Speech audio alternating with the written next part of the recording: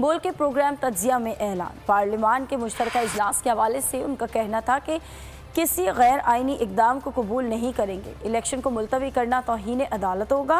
अमन व अमान की सूरत हाल की आड़ में कोई घिनौना खेल खेलने नहीं दिया जाएगा। वुकला सोसाइटी ना किसी ऐसी इमरजेंसी को मानते हैं, ना इस इमरजेंसी की आड़ के अंदर कोई घिनौना खेल खेलने दिया जाएगा। ये इलेक्शंस जो हैं इसको रिव्यू पिटीशन भी इन्होंने फाइल किया है कि किसी तरह से पोस्टपोन किया जा सके। ये पूरी कौम खड़ी है, पूरी कौम का एक ही नारा है।